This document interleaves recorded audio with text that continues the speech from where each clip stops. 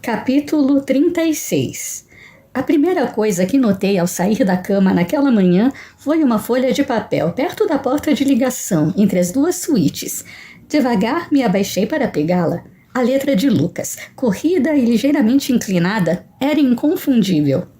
Querida Elisa, perdoe-me, mas não pude esperá-la para o café. Tenho que visitar alguns pacientes e isso provavelmente me tomará a manhã toda e parte da tarde.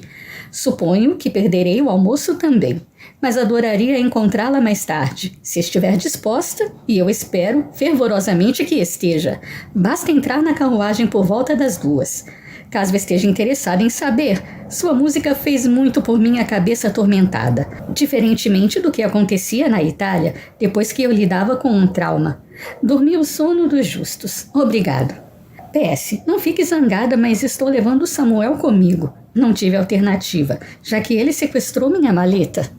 Enquanto me arrumava para me encontrar com Rosália, como havia combinado no dia anterior, reli o bilhete por 3 vezes. O tom de Lucas estava diferente, ou retornar ao normal? Não sei se cheguei a crer em uma mudança, mas eu queria acreditar. Queria que voltássemos a ser amigos e ter uma convivência menos turbulenta. Meu coração sussurrava que ele havia sido franco na noite anterior, que seu constrangimento e embaraço ao admitir que se importava comigo eram verdadeiros.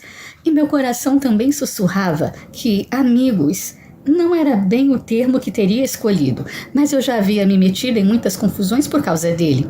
Meu coração. Eu estava mais confusa do que nunca. Estar perto de Lucas turvava minha mente. Deixava tudo caótico e desconexo. Eu não devia ir ao seu encontro. Podia ter me enganado. Sua mudança não durar até a hora do almoço e acabarmos discutindo e piorando tudo outra vez. O pior seria ter que continuar vivendo em um mundo onde você não existe. Sua voz ecoou em minha cabeça.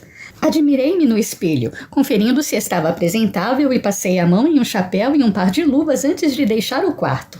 A carruagem começou a diminuir a velocidade ao chegarmos ao centro da vila. Avistei Lucas encostado na fachada de um prédio na rua principal. O longo paletó azul marinho tremulando de leve. Samuel mantinha uma postura emburrada, sentado na calçada, perto de onde o cavalo de Lucas havia sido amarrado. O que aconteceu? Perguntei assim que Lucas abriu a porta da carruagem e eu desci o degrau. Por que Samuel está triste? Eu não permiti que ele mexesse em uma tintura. Revirou os olhos. Nem me deixou chegar perto, acusou o menino de cara amarrada. Quinzinho, que nos acompanhara até ali, saltou da frente do veículo. Ele e Lucas trocaram um rápido olhar antes de o rapaz ir cuidar do cavalo do patrão.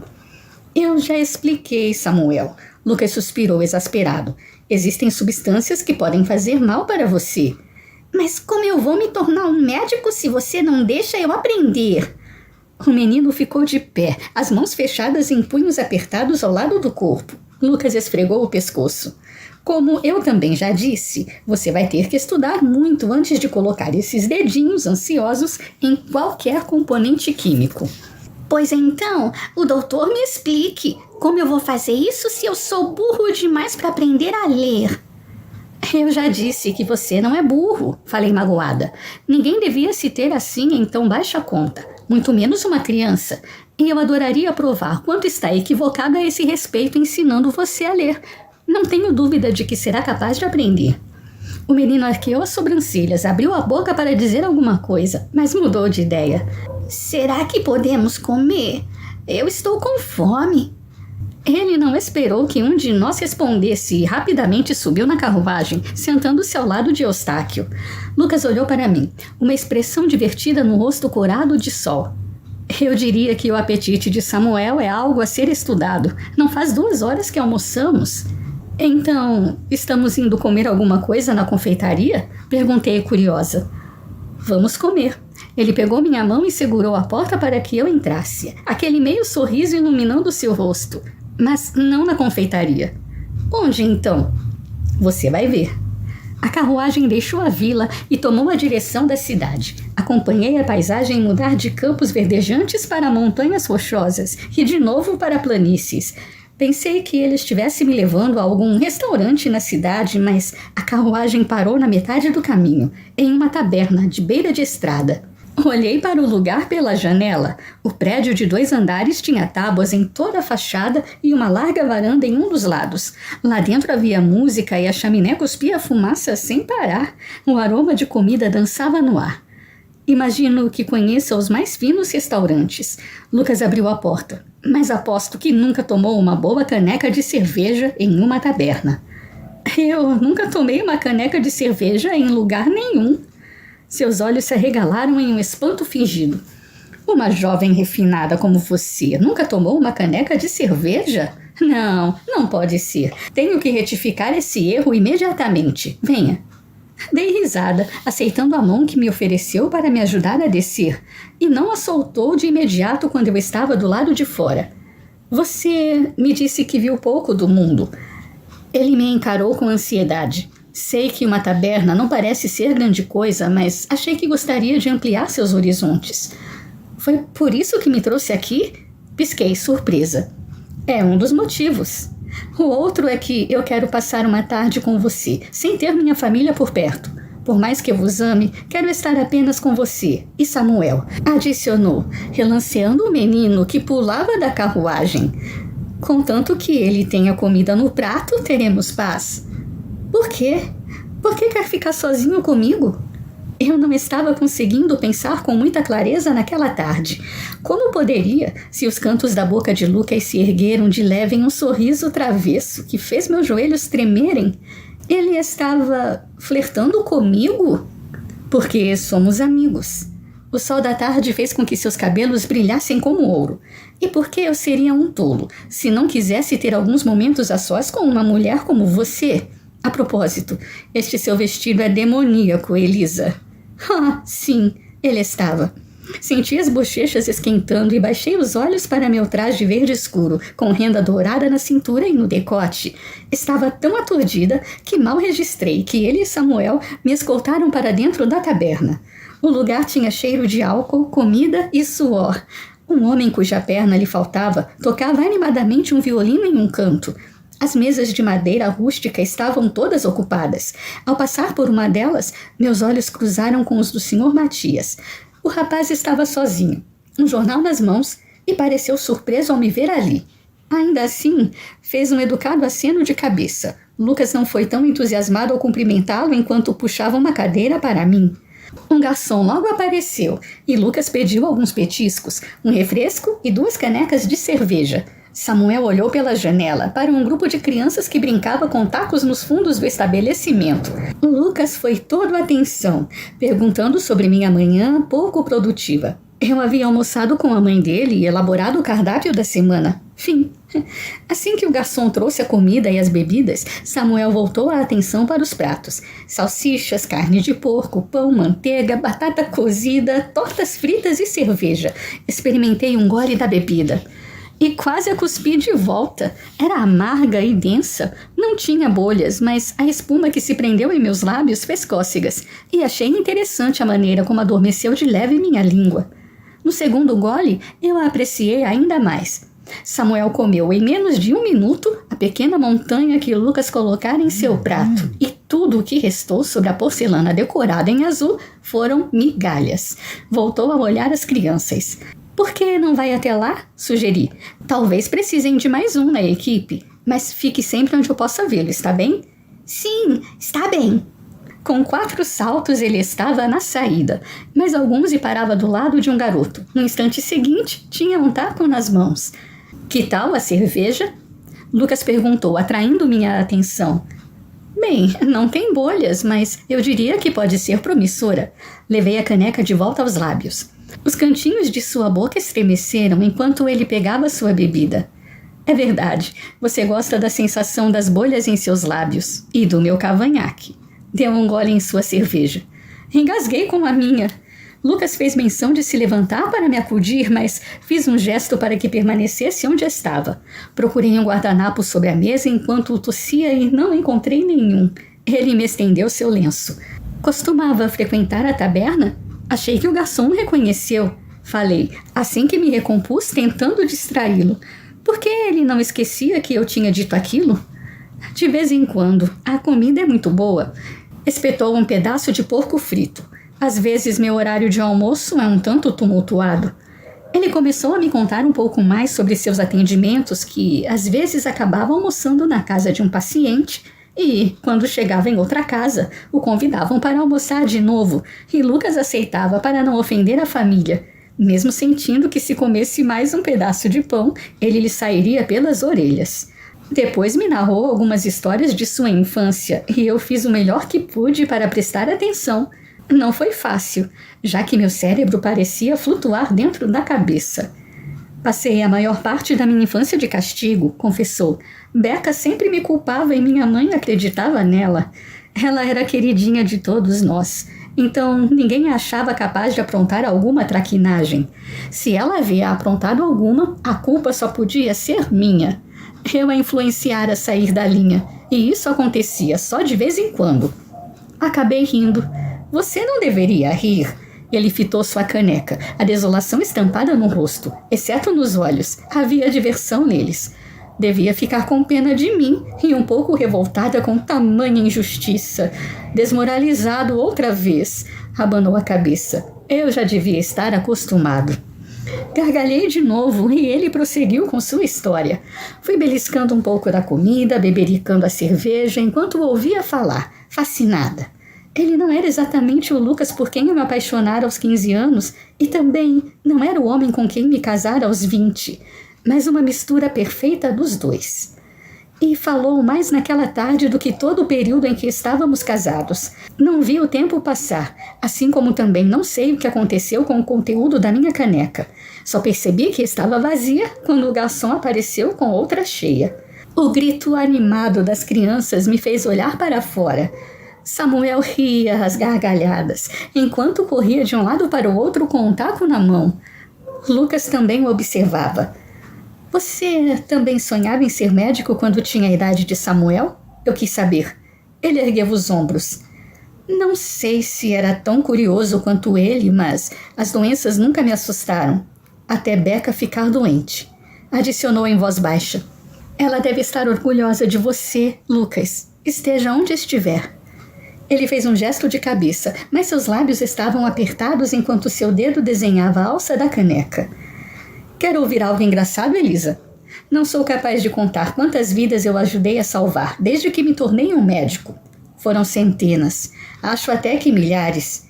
Mas não consigo lembrar quantos pacientes foram, nem os nomes da maioria. Seu olhar vagou para a janela outra vez. Já os que eu não pude ajudar, lembro-me de cada um dos 27 nomes, de cada um dos 27 rostos. Às vezes sonho com eles. Eu imagino que não seja fácil, mas você não pode se sentir culpado. Fez o que pôde por eles. Não tenho certeza disso, ao menos com um deles. Voltou o rosto para mim. Conheci um jovem médico inglês quando estive na Itália, que também não acredita na teoria miasmática. Eu devia ter bebido muito àquela altura, porque não entendi para onde ele estava indo com aquela conversa. Ao perceber que o que falou não fez sentido para mim, Lucas acrescentou. A teoria afirma que doenças como o cólera ou o tifo são causados pela poluição ou pelo ar venenoso. Assim como eu, Jon Snow tem outra teoria. Suspeita de que a doença ocorra por meio de contaminação direta em alimentos ou bebidas por aqueles minúsculos animais que eu lhe disse que existem no ar. Ele está determinado a descobrir a origem do cólera. Os casos da doença só aumentam em Londres. Espero que consiga, falei, pensando em tia Margaret, que vivia naquela cidade. Mas não entendo o que isso tem a ver com o que estávamos discutindo. Ele cruzou os braços sobre a mesa, inclinando-se para mais perto. Acontece que a senhora Albuquerque foi a única vítima de tifo na região no ano em que morreu. Como isso soa para você? Pisquei uma vez. Não estava certa se queria pensar no que ele sugeria, embora a compreensão já estivesse se instalando sorrateiramente em meu cérebro. Se considerarmos a teoria miasmática, prosseguiu, então o ar seria o causador da doença e teria contaminado a vila toda. Não foi o que aconteceu. Se levássemos em consideração a teoria de Snow, segundo a qual a água ou os alimentos estariam contaminados pela doença, acabaríamos com o mesmo resultado. Franzi as sobrancelhas.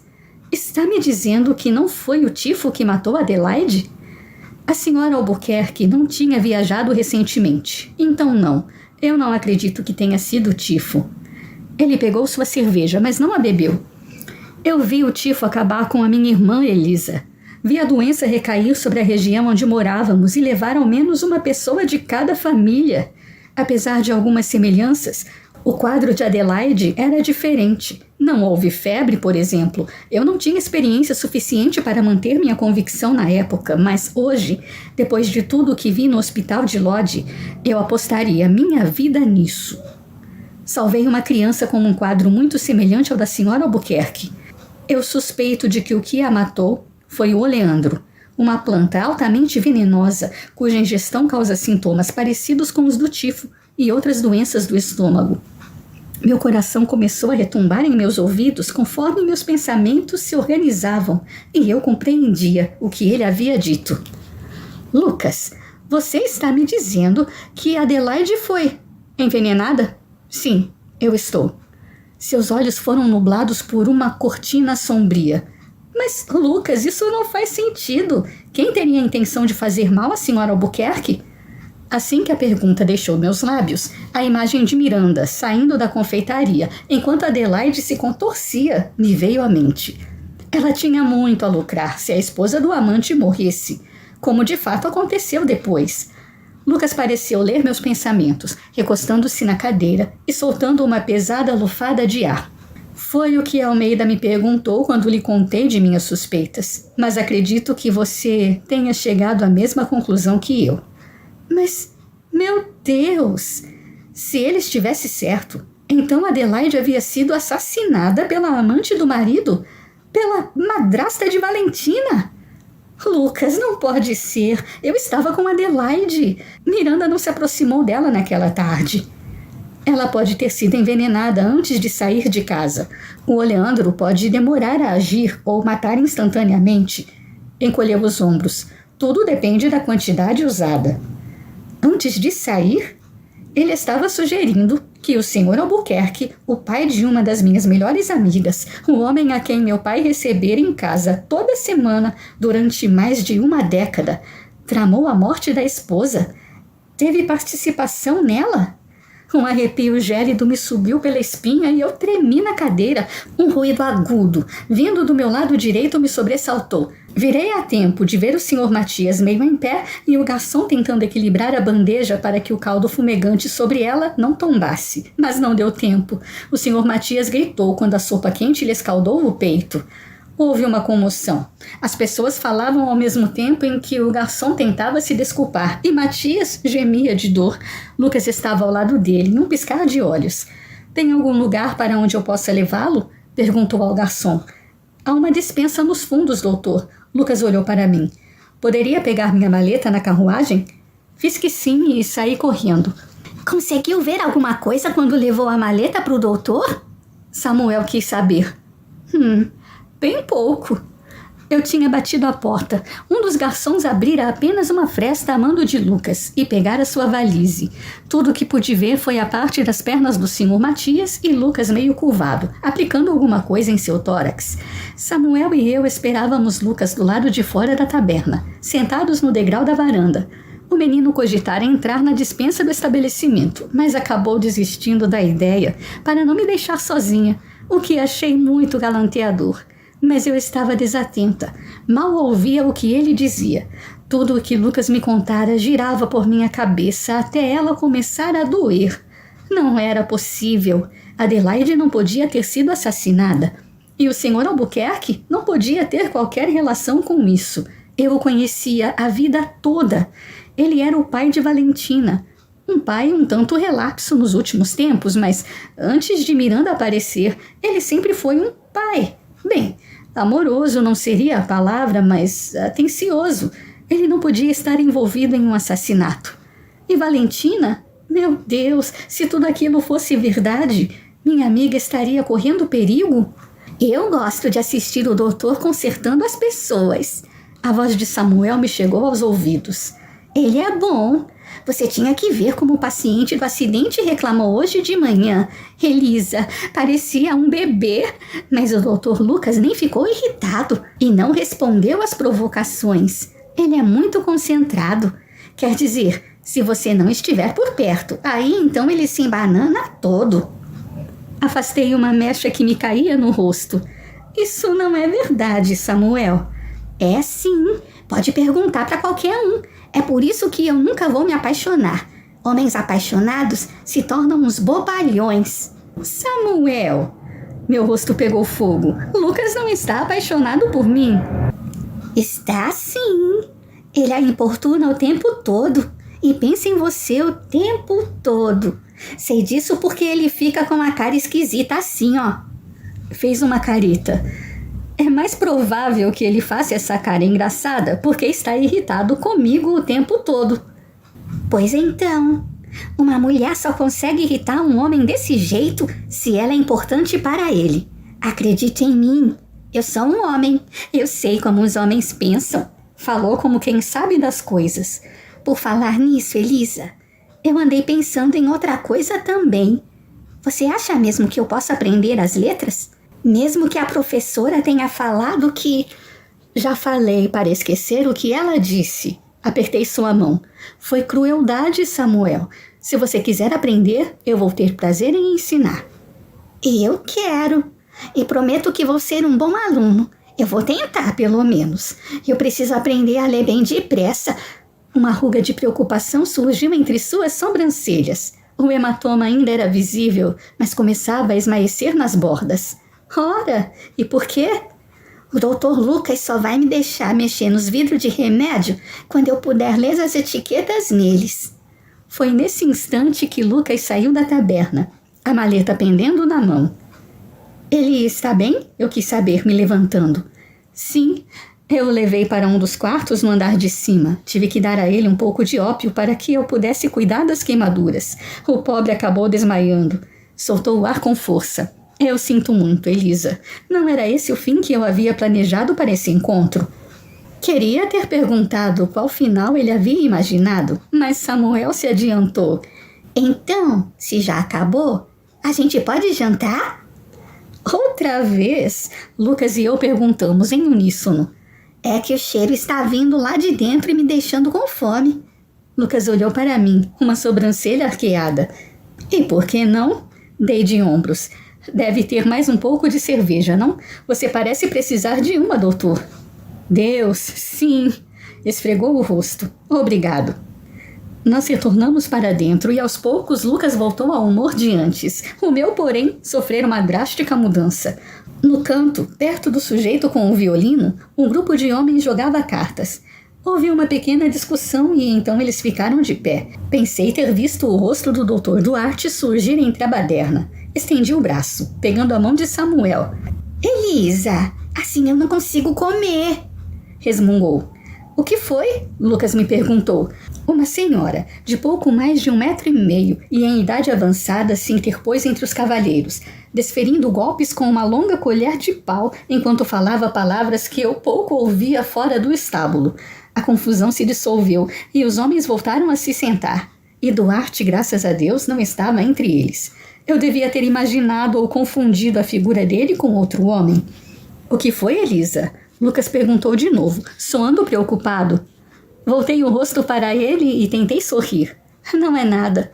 Soltei a mão de Samuel, que rapidamente voltou a comer. Foi bobagem minha. Depois de estudar meu rosto por um instante, um pequeno V se formou entre as sobrancelhas de Lucas. Você também parece precisar de uma cerveja, Elisa. Sim, creio que sim. A história de Adelaide mexera comigo muito mais do que eu havia me dado conta. E agora estava vendo coisas. E a cerveja, aliada à conversa macia de Lucas, me ajudou a colocar as emoções no lugar e então entorpecê-las. O que deveria ser uma caneca tornou-se 2, depois 3 e então parei de contar, pois o mundo começou a girar e tudo me parecia engraçado. Tão engraçado. Acho que é hora de irmos. Rindo, Lucas puxou minha caneca.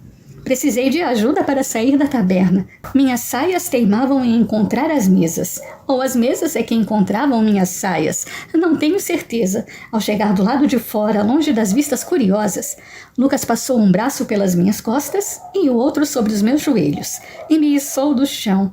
Seu rosto ficou a poucos centímetros do meu, de modo que meus dedos foram atraídos para aquele queixo bem desenhado e o cavanhaque aveludado. Eu realmente gosto dele, murmurei. Tenho certeza de que amanhã você não vai se lembrar de ter me dito isso, mas eu vou.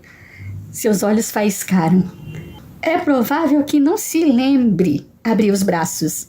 Sinto que posso voar. Opa! Me agarrei a seu pescoço quando me desequilibrei. Não posso. Não sei não, Elisa. Você parece tão leve quanto uma de suas bolhas agora. Senti um arrepio perpassar meu corpo, mas não era um daqueles bons, como os que Lucas provocava. Ao olhar para trás, pensei ter visto um vulto no andar de cima, me encarando. Balancei a cabeça para tentar me livrar da visão embaralhada e, quando voltei a fitar a janela, não havia nada ali. Lucas me acomodou na carruagem e sentou ao meu lado. Samuel preferiu ir na frente com Eustáquio. Assim que nos pusemos a caminho de casa, o movimento me deixou sonolenta. Deitei a cabeça no braço de Lucas. Durma. Sua voz suave soou como uma cantiga de ninar. Eu ficarei aqui velando o seu sono. Não posso dormir com você. Mas fechei os olhos, me aconchegando mais a ele. Nós fizemos um acordo. Não há um dia em que eu não me lembre disso, murmurou. Mas seus braços me puxaram para mais perto. Minha cabeça encontrou apoio em seu peito, o tum-tum-tum urgente ali dentro, criando uma melodia sussurrada.